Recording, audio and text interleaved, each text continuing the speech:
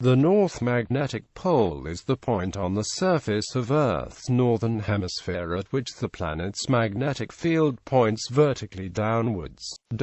There is only one location where this occurs, near the Geographic North Pole and the Geomagnetic North Pole. The North Magnetic Pole moves over time due to magnetic changes in the Earth's core. In 2001, it was determined by the Geological Survey of Canada to lie near Ellesmere Island in northern Canada at 81.3 degrees north, 110.8 degrees west, 81.3 minus 110.8. It was situated at 83.1 degrees north, 117.8 degrees west, 83.1 minus 117.8 in 2005. In 2009, while still situated within the Canadian Arctic territorial claim at 84.9 degrees north, 131.0 degrees west, 84.9 minus 131.0, it was moving toward Russia at between 55 and 60 kilometers per year. As of 2016, the pole is projected to have moved beyond the Canadian Arctic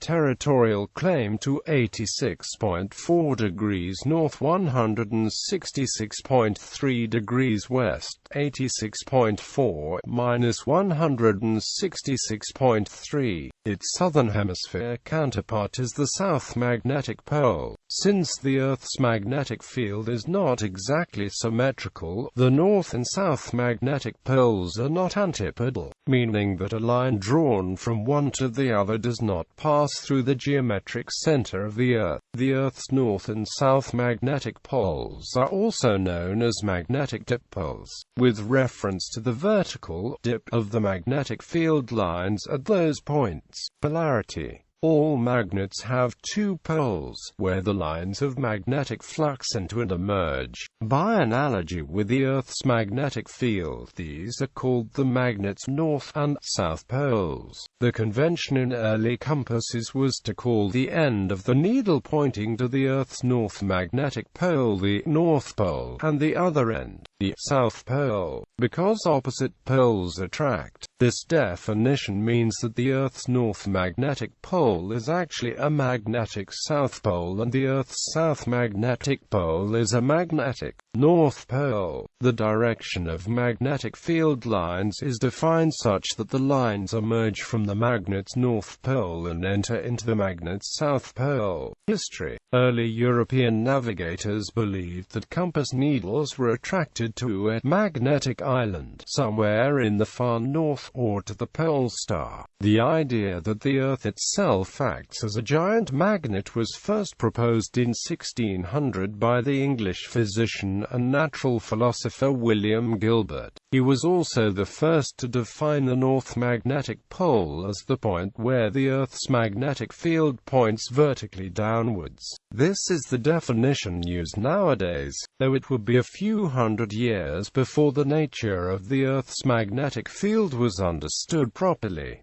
Expeditions and measurements. Early. The first expedition to reach the North Magnetic Pole was led by James Clark Ross, who found it at Cape Adelaide on the Boothia Peninsula on June 1, 1831. Roald Amundsen found the North Magnetic Pole in a slightly different location in 1903. The third observation was by Canadian government scientists Paul Serson and Jack Clark, of the Dominion Astrophysical Observatory, who found the pole at Allen Lake on Prince of Wales Island in 1947. Project Polaris. At the start of the Cold War, the United States Department of War recognized the need for a comprehensive survey of the North American Arctic and asked the United States Army to undertake the task. An assignment was made in 1946 for the newly formed Army's Air Corps Strategic Air Command to explore the entire Arctic Ocean area. The exploration was conducted by the 46th Photo Reconnaissance Squadron and reported on as a classified top-secret mission named Project Nanook. This project in turn was divided into many separate, but identically classified, projects, one of which was Project Polaris, which was a radar, photographic and visual study of the entire Canadian archipelago. A Canadian officer-observer was assigned to accompany each flight. Directing Project Polaris was its navigation leader, First Lieutenant Franco Klein, a World War II combat veteran. Incidental to the project and taken up at his own initiative was a study of northern terrestrial magnetism. The study was prompted by the surprise that the flux gate compass did not behave erratically as expected. It oscillated no more than 1 to 2 degrees over much of the region. With the cooperation of many of his squadron teammates in obtaining many hundreds of statistical readings, startling results were revealed. The center of the North Magnetic Dipole was on Prince of Wales Island, some 400 kilometers NNW of the positions determined by Amundsen and Ross, and the dipole occupied a larger elliptical area, with foci about 400 kilometers apart on Pole.The Peninsula and Bathurst Island. Klein called the two foci local poles, for their importance to navigation in emergencies when using a homing procedure. About 3 months after Klein's findings were officially reported, a Canadian ground expedition was sent into the archipelago to locate the position of the magnetic pole. R. Glenn Maddell, Chief of Terrestrial Magnetism, Department of Mines and Resources, Canada, wrote to Lt. Klein on the 21st of July 1948, "We agree on one point, and that is the presence of what we can call the main magnetic pole on northwestern Prince of Wales Island. I have accepted as a purely preliminary value the position latitude 73 degrees north and longitude 100 degrees west. Your value of 73 degrees 15 N and 99 degrees 45 W is in excellent agreement, and I suggest that you use your value by all means. Apart. Modern the Canadian government has made several measurements since, which show that the North Magnetic Pole is moving continually northwestward. In 2001, an expedition located the pole at 81.3 degrees north 110.8 degrees west, 81.3 minus 110.8. In 2007, the latest survey found the pole at 83.95 degrees north 120.72 degrees west, 83.95 minus 120.72. During the 20th century it moved 1,100 kilometers, and since 1970 its rate of motion has accelerated from 9 kilometers per year to approximately 52 kilometers per year. Members of the 2007 expedition to locate the magnetic North Pole wrote that such expeditions have become logistically difficult, as the pole moves farther away from inhabited locations.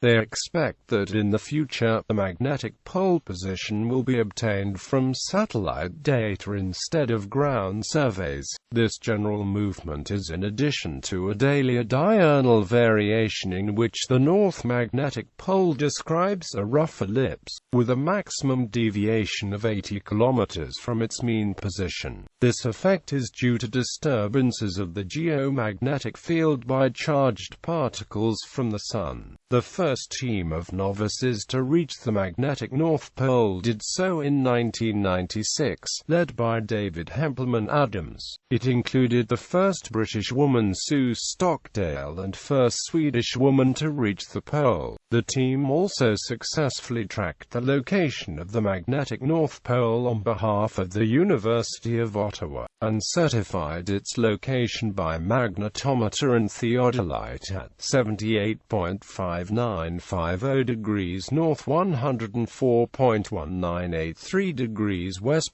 78.5950 minus 104.1983. The biennial polar race takes place between Resolute Bay in northern Canada and the 1996 certified location of the North Magnetic Pole at 78.5950 degrees north, 104.1983 degrees west, 78.5950 minus 104.1983. On the 25th of July 2007, the Top Gear Polar Challenge Special was broadcast on BBC Two in the United Kingdom, in which Jeremy Clarkson and James May became the first people in history to reach this location in a car. Magnetic north and magnetic declination. The direction in which a compass needle points is known as magnetic north. In general, this is not exactly the direction of the North Magnetic Pole. Instead, the compass aligns itself to the local geomagnetic field, which varies in a complex manner over the Earth's surface, as well as over time. The local angular difference between magnetic north and true north is called the magnetic declination. Most map coordinate systems are based on true north, and magnetic declination is often shown on map legends so that the direction of true north can be determined from north as indicated by a compass. Magnetic declination has been measured in many countries, including the U.S. The line of zero declination in North America runs from the North Magnetic Pole through Lake Superior and southward into the Gulf of Mexico. Along this line, true north is the same as magnetic north. West of the line of zero declination, a compass will give a reading that is east of true north. Conversely, east of the line of zero declination, a compass reading will be west of true north. Magnetic declination is still very important for certain types of navigation that have traditionally made much use of magnetic compasses. North Geomagnetic Pole. As a first-order approximation, the Earth's magnetic field can be modeled as a simple dipole, tilted about 10 degrees with respect to the Earth's rotation axis and centered at the Earth's center. The north and south geomagnetic poles of the antipodal points where the axis of this theoretical dipole intersects the Earth's surface. If the Earth's magnetic field were a perfect dipole, then the field lines would be vertical at the geomagnetic poles, and they would coincide with the magnetic poles. However, the approximation is imperfect, and so the magnetic and geomagnetic poles lie some distance apart. Like the North Magnetic Pole, the North Geomagnetic Pole attracts the North Pole of a bar magnet and so is in a physical sense actually a South Magnetic Pole. It is the center of the region of the magnetosphere in which the aurora borealis can be seen. As of 2005, it was located at approximately 79.74 degrees north, 71.78 degrees west, 79.74 minus 71.78 off the northwest coast of Greenland, but it is now drifting away from North America and toward Siberia.